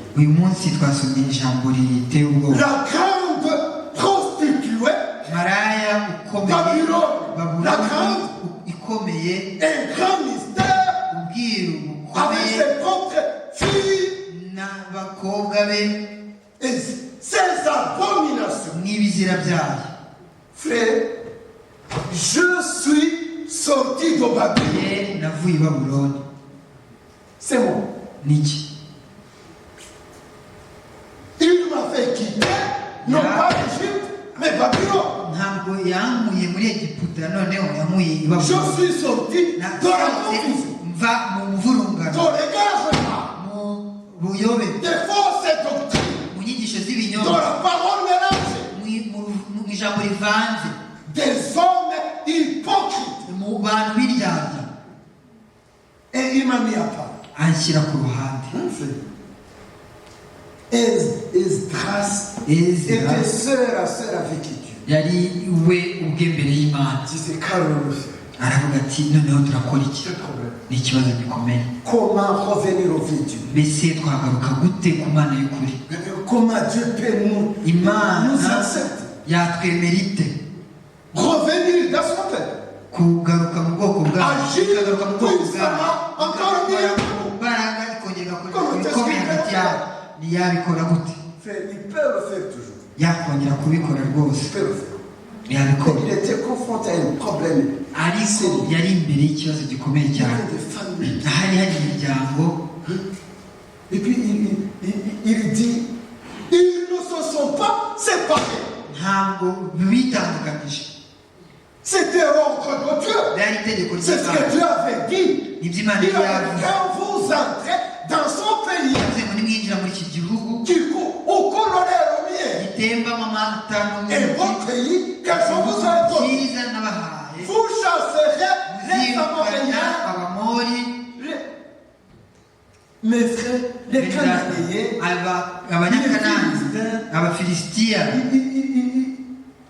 ils devaient quitter. Il ne fait pas part au milieu d'eux. Que Dieu nous aide. Il m'a fait sortir de Babylone. Maintenant, je suis quelque part. Pas Murambi. J'ai quitté Babylone. J'ai quitté les abominations babyloniennes. Qu'est-ce qui attire la colère de Dieu? La colère de Dieu, c'est quand nous quittons la parole, c'est quand nous prenons les choses saintes, que nous les mélangeons avec les choses.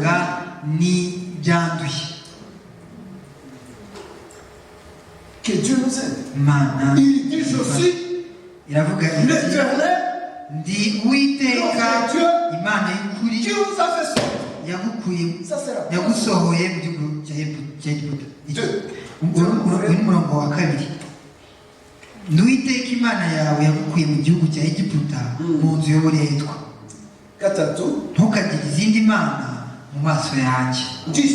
ça c'est le premier commandement.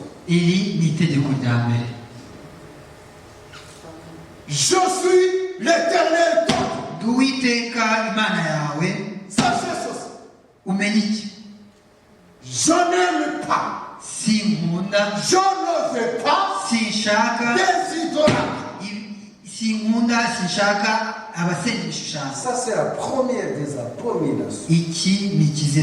L'abomination des Amoréens.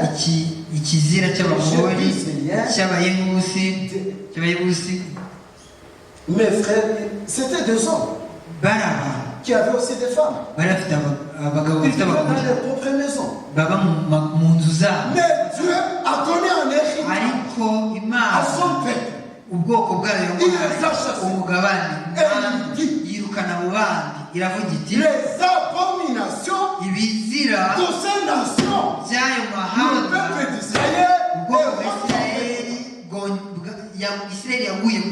muri byo icyo cyari ikibazo Ezra yarahuye nacyo. C'est le problème que nous avons aujourd'hui. Ni nacyo kibazo dufite none. Nous n'avons pas de prédicateurs ntabwo dufite abavugabutumwa qui soient capables d'affronter bahangana les vrais problèmes, ibibazo by'icyaha, abavugabutumwa b'iki cyaha. les prédicateurs qui ont des amitiés avec des gens. Abavugabutumwa bashaka ubushuti n'abantu, Ils veulent une certaine popularité, bagashaka kumenyekana, gukundwa mu bantu, une réussite dans son ministère. bakabyita intsinzi mu bukozi bwabo. On n'a pas besoin de tout ça. ntabwo ibyo tubikeneye. Dieu m'a fait sortir d'Égypte. Imana yankuye muri Egiputa. Son Dieu. Iyo Mana La première des choses qu'il cyane iravuga iravuga je suis Dieu. ndi Je suis Imana, le véritable. ndi y'ukuri. Mais il y a d'autres idoles. ariko hariho n'ibigirwamana. Je ne le fais pas.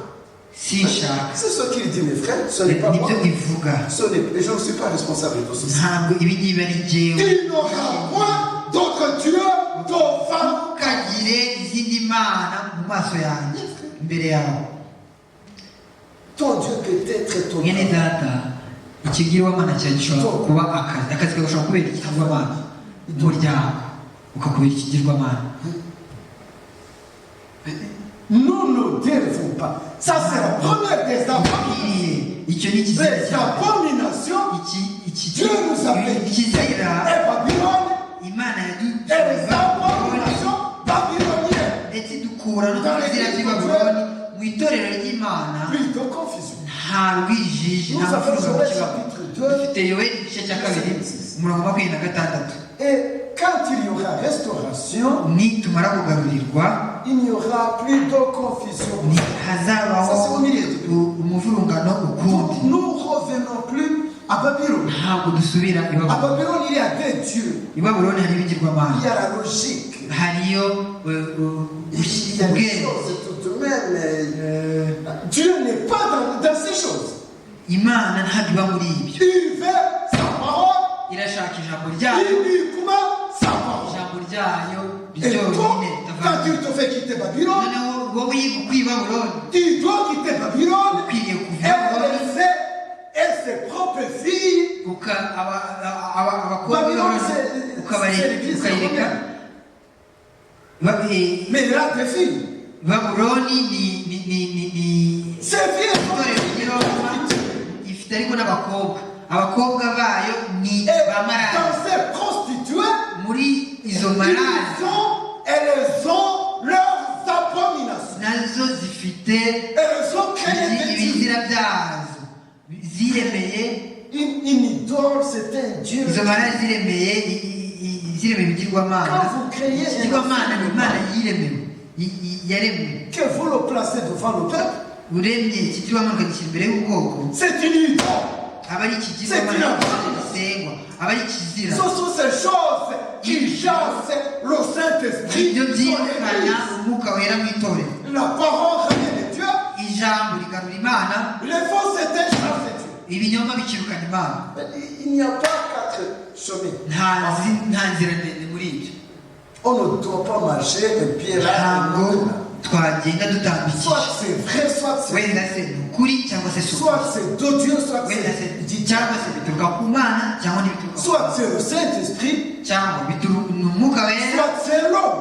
cyangwa se ni umuntu. Il n'y a pas d'autre chemin. nta yindi nzira irimo hagati. Donc le premier ni commandement, ukuvuga itegeko rya mbere, je suis Dieu, ndi Uwiteka Imana, je ne veux pas d'autres dieux, sinshaka izindi mana. tu ne vas pas créer de fausses doctrines. ntuziremere inyigisho Je ne z'ibinyoma. veux pas de vos interprétations. ntabwo nshaka insobanuro zanyu bwite. Tu ne te feras point d'image taillée, ntukiremere ibishushanyo ni une ressemblance kibajwe dans les cieux. cyangwa igisa n'ishusho So, byose so, biri hejuru mu ijuru. izo ni De fausses insobanuro, doctrines. ni inyigisho Tu z'ibinyoma, crées d'autres dieux, nizo zirema de izindi Dieu qui mana. n'attendent pas, Imana de Dieu qui ne zitumva, parle pas, Imana de Dieu qui ne zitavuga, fait pas, de Imana Dieu qui ne voit pas. zitabona. Frère, Mwene nous data, avons lu twasomye Le psaume 73. Zaburi twasomye Zaburi ya 73. Qu'est-ce qu'il a dit cet homme de Dieu? Asafu yavuze ngo iki, uwo muntu Imana yavuze ngo iki? Ces hommes, c'est Babylone. Abo Babylone, abo basenya ibishushanyo. Ces gens des nations. Abo banyamahanga. Les abominations des nations. Ibizira by'amahanga. Nous ne devons pas tomber dans les pièges. Kugwa mu mitego yabo. Leurs idoles chassent notre Dieu. Ibigirwamana byabo byirukana Imana. Quand nous amenons les idoles, iyo tuzanye ibigirwamana twirukana Imana yayo y'ukuri. Ici à Murambi. Hani Murambi. Quel est le bien que nous avons à garder? Ni ikiza dufite dukwiriye kurinda ni ikihe? Est-ce que ce sont les belles chaises? Ni intebe nziza dufite?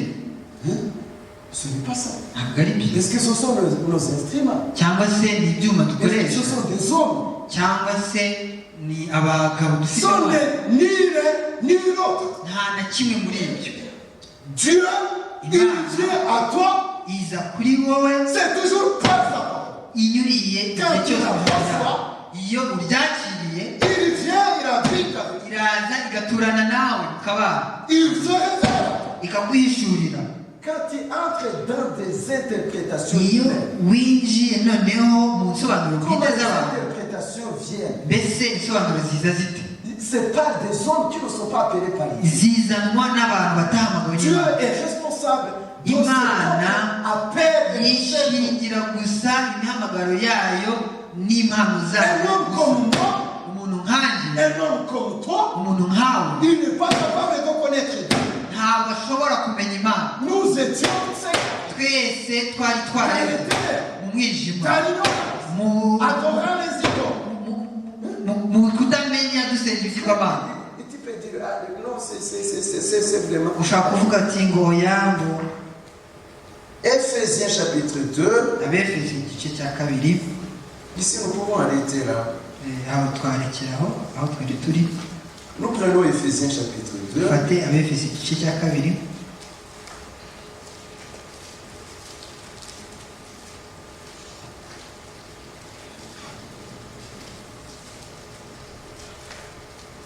Verset 1. Umurongo wa mbere. Namwe yabazuye mwebwe abari bapfuye muzize ibicumuro n'ibyaha byanyu. Ibyo mwagenderagamo kera mukurikiza imigenzo y'isi, mugakurikiza umwami utegeka ikirere.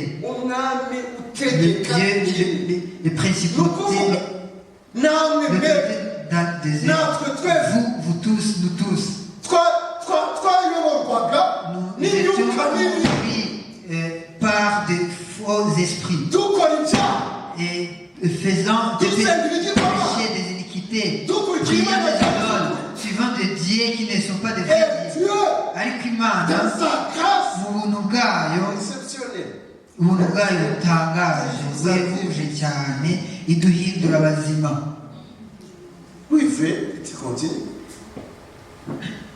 Ibyo mwagenderagamo kera mukurikiza imigenzo y'isi, mugakurikira umwami utegeka ikirere, ari we mwuka ukorera mu batumvira.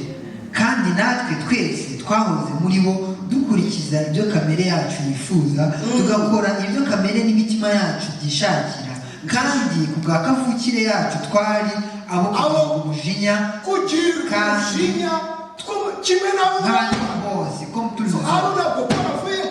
Ici, nous n'étions pas épargnés. Abraham n'est pas épargné. Et nous tous, nous étions parmi ceux-ci. Nous étions voués à la colère. Nous étions dans les ténèbres. Nous étions dans l'horreur. Nous étions perdus. Nous étions conduits par le désir charnel, par des faux esprits, jusqu'à ce que Dieu, mu rukundo rwayo, au 4e verset, ariko Imana kuko ari umutunzi w'imbabazi yaduhinduranye bazima na Kristo kubw'urukundo rwinshi yadukunze ubwo twari dupfuye tuzize ibicumuro byacu.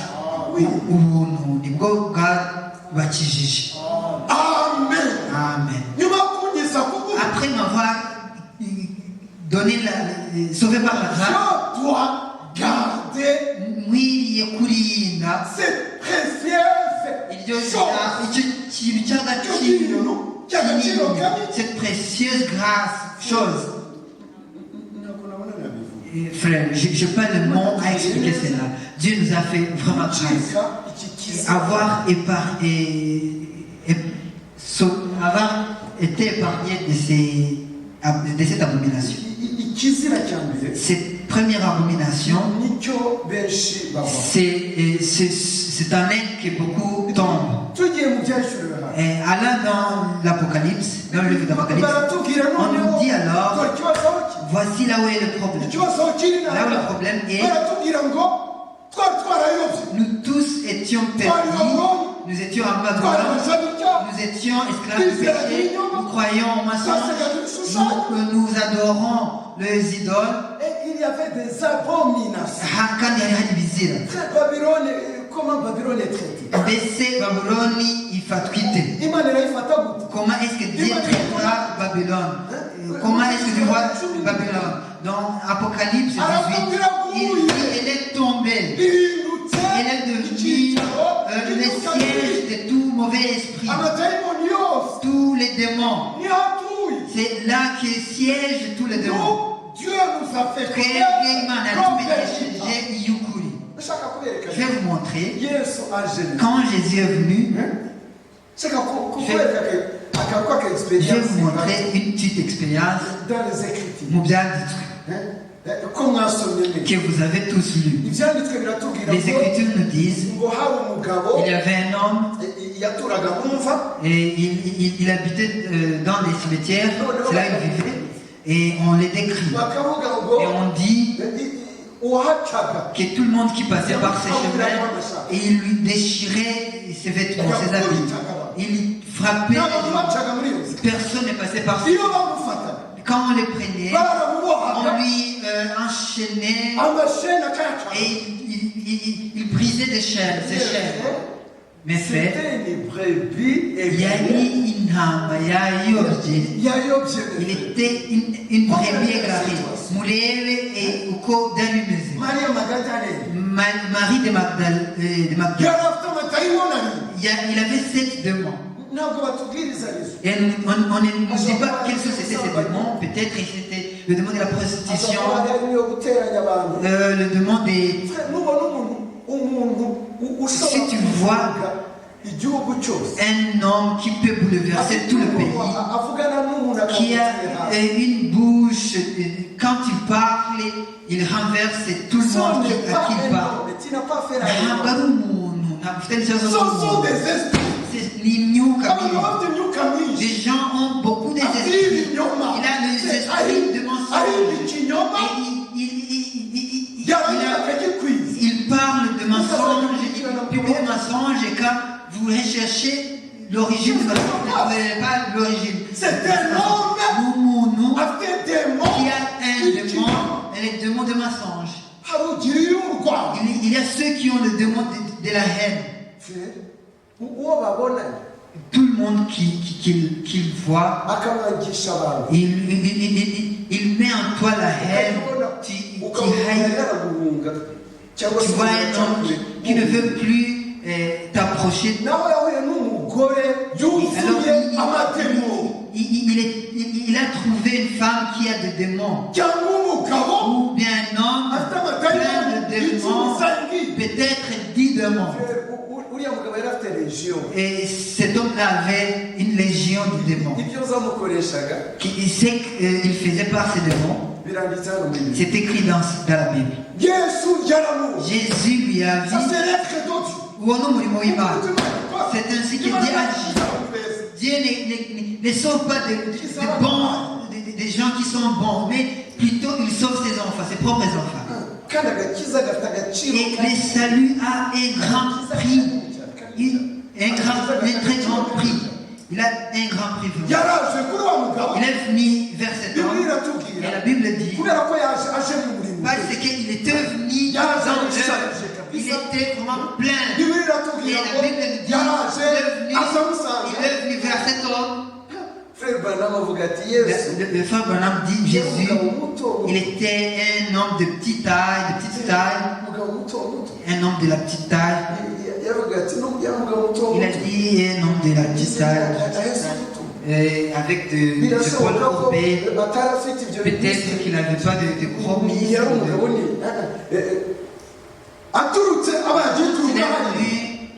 Dès qu'il est au-dedans, parce qu'il était dans l'œuvre. Et quand il est arrivé là, tous ces démons criaient malheur à nous. Et quelle affaire entre toi et nous? Et il a demandé qui êtes-vous? Et les démons ont répondu, nous sommes légion. Jésus n'avait pas de problème avec les légions de démons. Les légions de démons. Mais il voulait seulement sauver, délivrer son fils. Immédiatement. C'est sont les démons qui ont demandé, qui ont prié.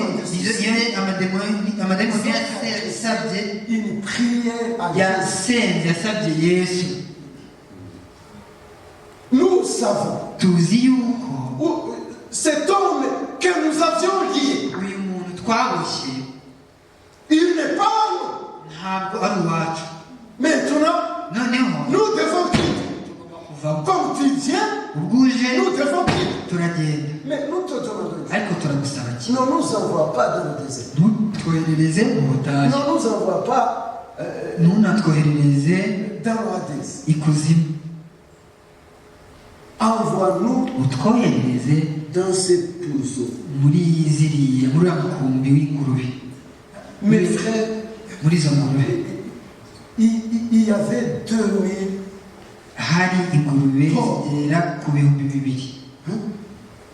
C'était un élevage de tout un village. Il y avait ce troupe. Les démons sont sortis, sont entrés dans le troupeau, qui plongent directement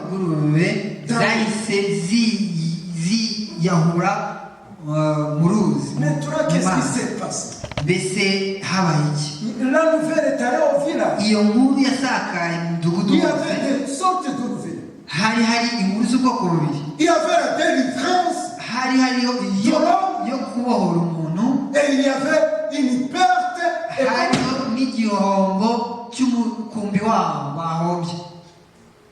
et puis ils sont venus, ils ont constaté les dégâts, ils ont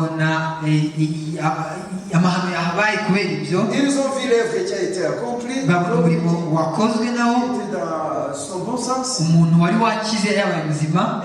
qu'est-ce qu'ils ont dit? Frère, ils ont fait mauvais choix. Ils ont dit, Seigneur, Jésus, nous ne voulons pas de toi. Dans ce village, nous ne voulons pas de toi. Pourtant, Jésus était venu. Il y avait le véritable. Il y avait une œuvre visible. Et frère, il ne voulait pas de Jésus. Que le Seigneur nous aide. Quand moi je te vois, je dois tenir ferme. Les idoles de toutes ces nations. Je dois marcher très loin. Que le Seigneur regarde.